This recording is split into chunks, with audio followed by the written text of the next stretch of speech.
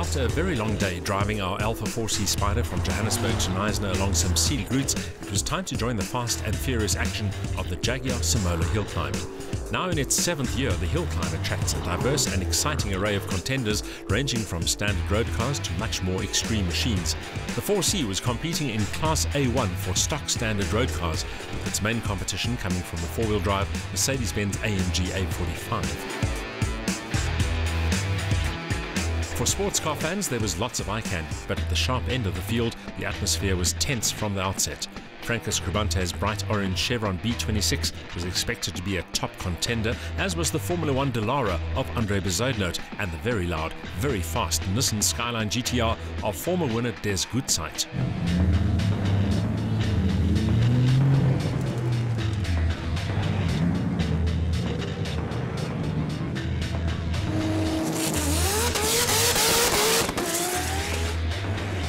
Des is one of the Hill's fastest men, and for 2016 the aim was to break the magical 40-second barrier. The highly modified Nissan has more than 1,000 horsepower, but the real trick is to make the best use of all that urge on a road that's narrow and unforgiving with no runoff areas. In other words, there is just no margin for any error.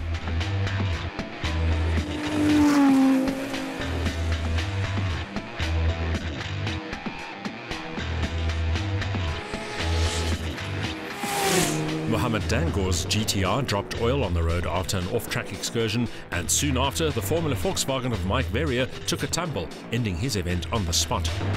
Also competing in Class A1 was a group of Jaguar XE sedans, campaigned by 5 motoring journalists, among them Top Gear's Ernest Page and Car Magazine's Nikesh Kuverji.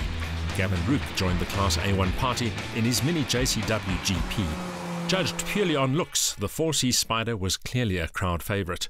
The Saturday session started wet and cold, making conditions out on the track tricky and unpredictable, and compromising the all-important start. Right, this is a Spider. It means you can take the roof of the Alfa 4C. But I don't make too many of these. Got a new MD at Alfa.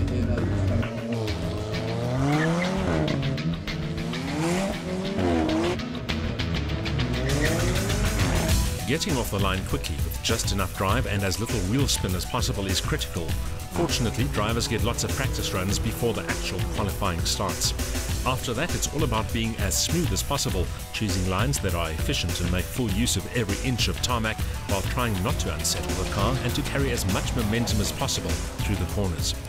The 4C's low centre of gravity, stiff setup and precise steering make for a communicative package that hugs the road with tenacity, while the turbo engine delivers plenty of urge. But at the limit, the rear end can become quite lively and with little warning, so you need to keep it smooth without wasting any energy on correcting oversteer. Because the Hillclimb is only 1.9 kilometers long, even the smallest mistake makes a difference. Running a little wide, turning in a smidgen too early, or the slightest steering correction will all reflect on the timesheets. Last year, the 4C Coupe managed a best time of 48.8 seconds, but this year, as much as I tried, a sub 50-second time remained elusive.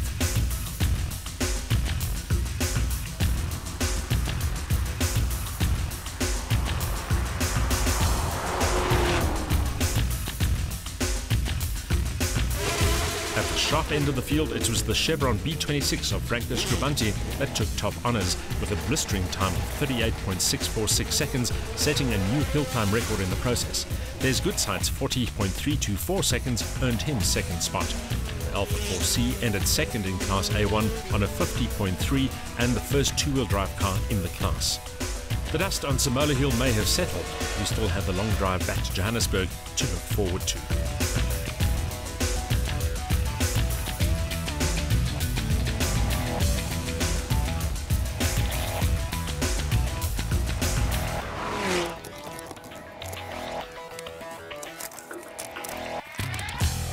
Well, now that the hill climb is over, I suppose it's time to go back to Johannesburg.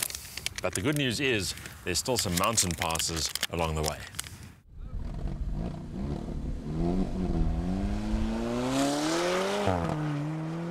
Having left the garden route behind us, we were back on the N9 heading towards Graaff-Reinet, but choosing one or two different passes for the return journey.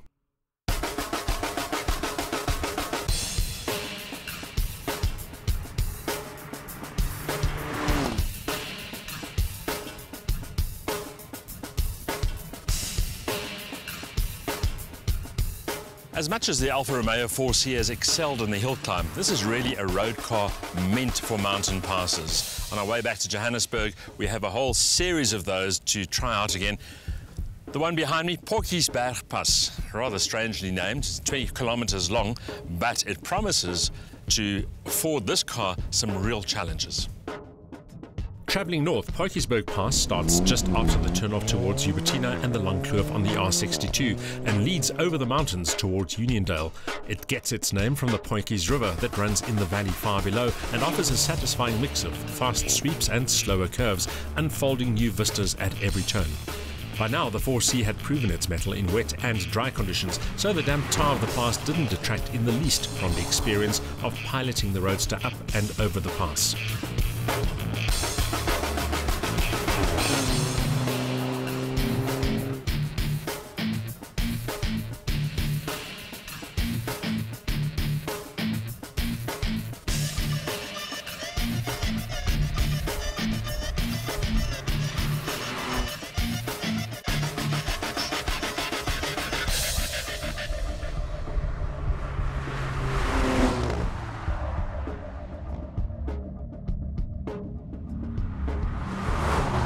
North of Graafrenet, there's another pass worth taking note of.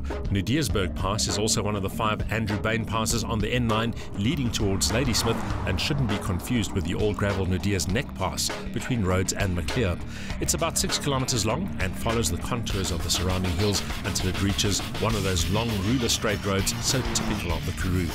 The 4C made short work of the pass, easily carving its way from apex to apex.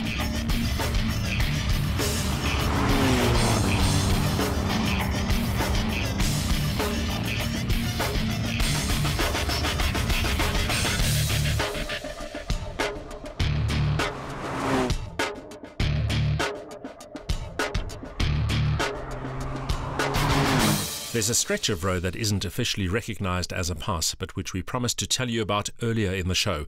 The R339 links the N9 near Uniondale to the R341 and is a shortcut to De Rust and on to Oudtshoorn.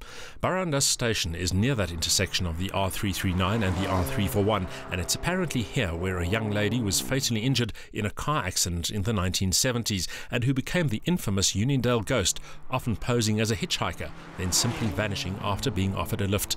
The serpentine section of the R339, with the Swartberg Mountains in the background, is well worth driving though, even if you don't encounter anything supernatural.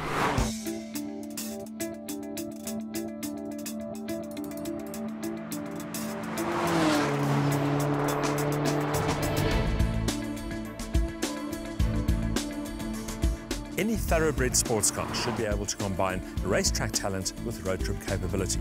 This Alfa Romeo 4C Spyder ticks both those boxes. We've driven more than 2,500 kilometers. We're on our way back to Johannesburg, having competed in the Jaguar Simola Hillclimb, set some pretty impressive times and driven some equally impressive mountain passes. This vehicle has not put a foot wrong, which is why it happens to be one of our favorite sports cars.